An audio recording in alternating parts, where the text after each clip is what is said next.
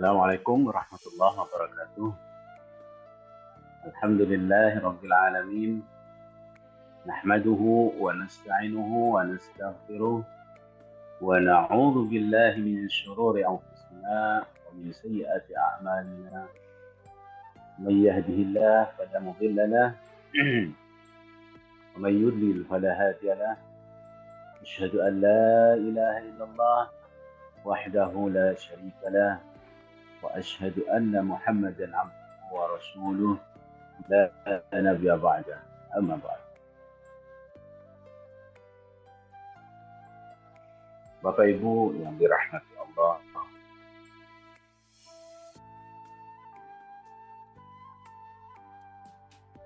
hari ini hari ketiga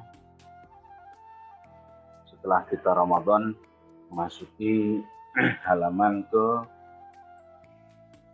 120 penulisannya, ya, surah Al-Maidah ayat 77. Surah Al-Maidah ayat 77. Qul ya ahlal kitab la taghlu fi dinikum ghayra al-haqqi wa la tattabi'u ahwa'a qaumin qad dhallu min qablu wa adallu katsiran wa adallu an sawa'is sabil. Bapak Ibu yang dirahmati Allah, sambil Bapak Ibu menulis, kita kemarin menerangkan mengenai wudhu belum selesai, baru pada sampai pada tata caranya berwudhu, ya, baru sampai hal bagaimana berwudhu dari mulai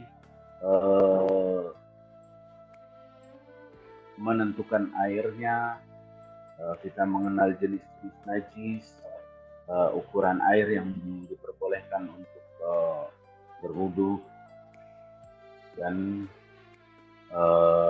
tata cara berwudu menurut mazhab Syafi'i. Sedangkan dalam surah Al-Maidah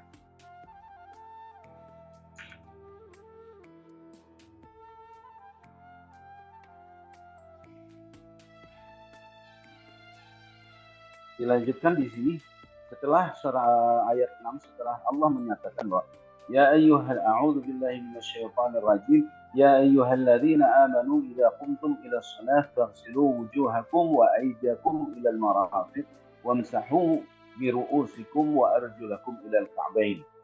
Nah, ini perintah untuk melaksanakan sholat.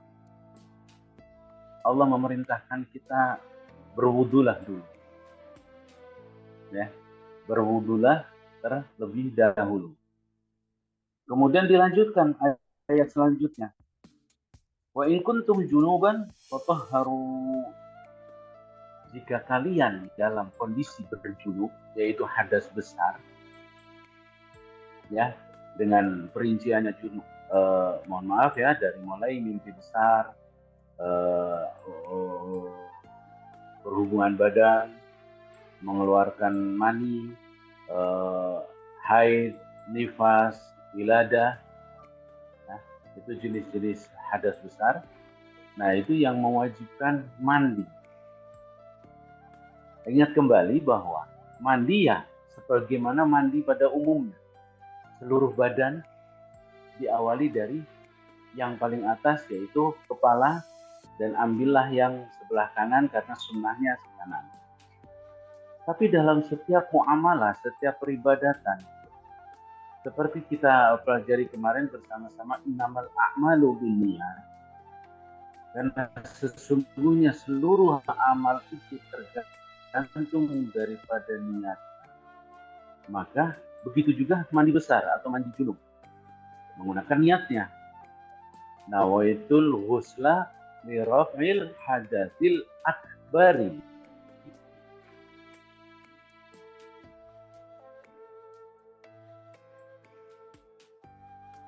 Saya berniat untuk mengangkat hadas besar lillahi ta'ala, ya, Kalau wudu, nawaitul wudu'a li raf'il hadasil asghari. Asghari itu kecil. Kalau akbari itu besar. Lillahi ta'ala. Fardhu lillahi ta'ala. Boleh lillahi ta'ala. Bapak Ibu yang dirahmati Allah. Betapa pentingnya niat. Ya. Kenapa? Mandi biasa banyak sering kita lakukan. Ramah apa, tapi kalau tanpa niat belum menutupi kebutuhan dengan apa yang diharuskan melakukannya, belum menutupi kewajibannya karena tanpa niat. Bapak Ibu yang dirahmati. Maka dari itu, pada saat Bapak Ibu melakukan sesuatu yang berhubungan dengan ibadah karena dengan tujuan menggugurkan ya kewajibannya, maka niat. Mandi seperti mandi biasa, pada saat air dikucurkan atau shower menyentuh kepala, disitulah niat. Boleh dilafalkan sunnahnya, karena ini untuk bukan sunnah. Menurut mazhab Syafi'i, dilafalkan itu merupakan salah satu yang diperbolehkan. Karena untuk mengingatkan hati tujuan apa sih kita mau mandi ini, maka ini dilafalkan. Ya, lafalkan nawaitul ghusla li rahmi. Pak, saya nggak bisa bahasa Arab. Boleh menggunakan bahasa Indonesia, boleh. Ya Allah, saya niat mandi besar karena Engkau. Saya nggak bisa bahasa Indonesia, bisanya bahasa Jawa. Boleh, monggo. Atau bisanya bahasa Sunda, mangga. Ya, disesuaikan dengan bahasa masing-masing. Bahasa Arab itu hanya untuk khusus pembacaan Al-Quran.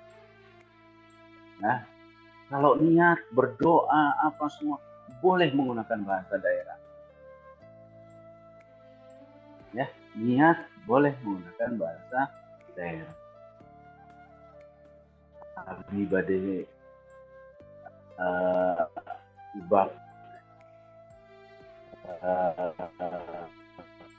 angge ngangkat sudah saya tidak bagus ya, silakan. Tata cara mandinya ya, jangan langsung menggunakan sabun. Pada saat mandi pertama, niat langsung diguyur seluruh badan. Lakukan basah seluruh badan.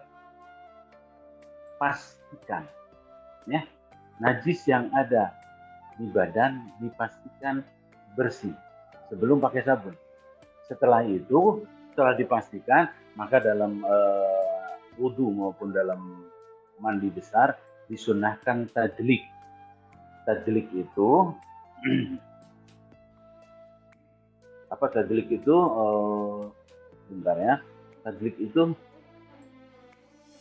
menggosok badan sampai ke rongga-rongga, termasuk kuku-kukunya dipastikan. Ya, menggosok badan sampai ke, nah, mohon maaf, biasanya pada saat mandi yang paling yang paling repot itu orang yang badannya besar, karena lipatannya banyak. Nah, pastikan lipatan-lipatan itu pun terbasuh, termasuk di pusat. Mohon maaf untuk kalau ibu-ibunya ya, kaum wanita itu pun harus sangat perhatian, karena kita berbicara bersuci ya, harus perhatikan betul ya. Nah, setelah rata satu badan semua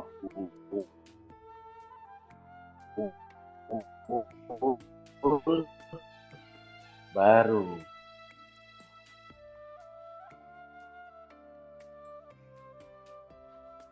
silakan kalau mau pakai sabun seperti orang mandi biasa. Jadi jangan lupa pada saat siraman pertama bacalah niat, karena niat itulah yang membedakan mandi bapak yang biasa mandi ibu yang biasanya dengan mandi-mandi yang khusus ini. Untuk apa? Ya, mandi khusus ini. Nah, Allah dalam ayat yang sama, selain Allah mengatakan bahwa sholat itu harus hadas kecil terbebas, Allah juga mengatakan kalau kamu dalam kondisi junub, mandilah. Itu kata Allah dalam ayat 6 surah Al-Maidah. Nah, di sini menurut Imam Syafi'i, apabila Bapak Ibu sudah junub, ya, sudah rata, sudah sempurna junubnya dan tidak memegang lagi, mohon maaf, auratnya, ya, maka Bapak Ibu otomatis sudah dalam kondisi berwudu. Kenapa? Karena perbuatan pekerjaan yang besar otomatis menutupi pekerjaan yang kecil, yang notabene memiliki kaidah yang sama atau memiliki tujuan yang sama, sama-sama menghilangkan hadas. Karena hadasnya besar sudah dilakukan, maka otomatis yang kecil sudah tertutupi. Ya, menurut mazhab Syafi'i, hadas yang mandi besar, mandi junub sudah menutupi wudu, ya. Karena tidak harus berwudu lagi pada zaman itu karena memang sangat susahnya air. Tapi kalau hari ini di Indonesia, Masya Allah, air berlimpah, wudu lagi nggak ada masalah. Baik, Bapak Ibu yang dirahmati. Dilanjutkan, fa in kuntum marda aw ala safarin aw jaa ahadan minkum minal ghaib aw lamastumun nisa falam tajidu ma'an fatayammamu sa'idan thayyiban famsahu biwujuhikum wa aydakum minhu. Ayat selanjutnya, wa in kuntum maridan aw ala safarin aw jaa ahadan minkum minal ghaib, ya, jika Bapak Ibu dalam kondisi sakit, ya, atau dalam kondisi safar di perjalanan, ya, atau datang dari ghaib itu menunaikan hajatnya, ya. Bisa kalau ghaib mohon maaf, pup, tapi bisa diartikan otomatis pada saat orang pup pasti buang air kecil juga, maka itu mencakup keduanya. Pada saat orang sudah pup ataupun ghaib ataupun buang air kencing, buang air kecil sama, ya. Au lamastumun nisa, atau bersentuhan dengan wanita, bersentuhan dengan yang bukan muhrim, ya, wanita yang bukan muhrim, yang tidak halal, yang bukan keluarga, ya, yang waktu kita pernah membahas wanita-wanita yang tidak halal nikah, nah itu adalah muhrim. Yang di luar itu bukan muhrim, ya, yang di luar itu bukan muhrim. Aw lamastumun nisa falam tajidu ma'an, dan dalam kondisi itu Bapak Ibu kok tidak bertemu dengan air, fatayammamu, maka bertayamumlah. Nah, di sini aw lamastumun nisa ada dua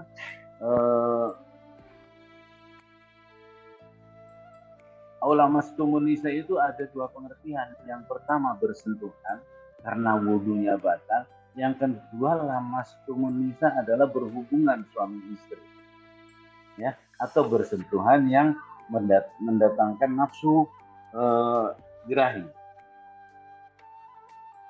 ya, di sini. Maka boleh tayamum. Jadi dalam kondisi hadas besar maupun hadas kecil, Bapak Ibu diperbolehkan tayamum, ya, diperbolehkan tayamum jika tidak mendapatkan air. tidak ada air. Tayamumnya gimana kalau hadas besar? Sama seperti tayamumnya hadas kecil. Tayamum ya itu saja gerakannya. Yaitu yang adalah famsahu biwujuhikum wa aydiyakum min. Basuhlah, usaplah. Famsahu itu usaplah. Usaplah wajah kamu dan kedua tangan kamu sebagaimana awal tadi mengenai wudhu, yaitu ilal marafiq, ya, sampai ke siku dengan menggunakan turab atau hubar, debu. Nah, debu pun menurut Syafi'i dalam melakukan tayamum, debunya yang hubar. Yang hubar itu yang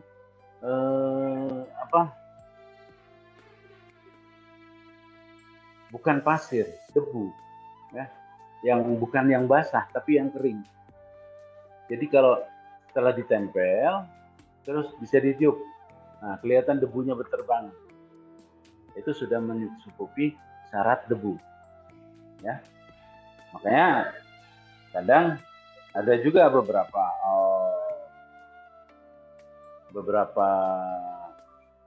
ulama, beberapa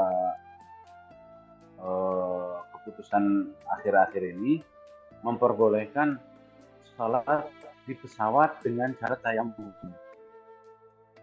Ya, memperbolehkan sholat di pesawat dengan cara tayamum. Kemana? Ke kursi depannya. Nah, tapi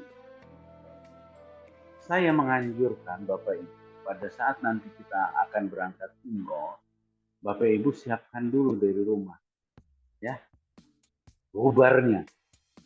Siapkan dulu, Bapak Ibu ambil tanahnya, Bapak Ibu pastikan itu tanah yang suci, terus dicuci, bila perlu dicuci, terus Bapak jemur sendiri sampai hubar, ya. Hubar itu sampai tepung, kayak bertepung, kayak tepung. Hubar itu kayak tepung. Nah, terus Bapak bungkus pakai plastik. Nanti untuk di pesawat untuk Bapak tayamum, sehingga nggak bikin kotor tempat. Caranya apa? Ngambil dari plastik itu aja. Sebentar. Ini siapkan. Nah, baru tayamum. Tayamum pun sama, Pak. Tayamum harus ada niatnya pada saat pembasuhan pertama. Sudah, tidak boleh diginikan lagi. Setelah kena ini, tidak boleh diginikan. Setelah kena hubar, ditiup. Pada saat pembasuhan wajah, ya, nawaitu tayammuma. Nah, birafil hadasil, sesuai tujuannya. Birafil hadasil asghari, birafil hadasil akbari. Kalau umpamanya untuk junub akbari, kalau untuk wudhu, untuk sholat, maka asghari, ya. Ini pertama untuk mushaf yang sebelah kiri, karena kita menggunakan yang kanan supaya debu yang ada di sini menempel ke sini, rata. Ini juga set, rata. Masuk lagi tangannya ke debu, tiup lagi.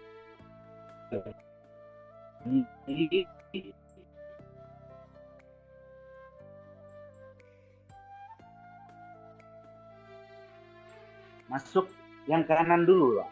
Caranya, ya, ini ujung jari sampai siku, terus tangannya ini kan masih ada debunya yang sebelah sini. Nah, kita masuk. Dipergunakan untuk sholat ataupun karena memang tidak ada air, maka sudah bisa untuk menggantikan hadas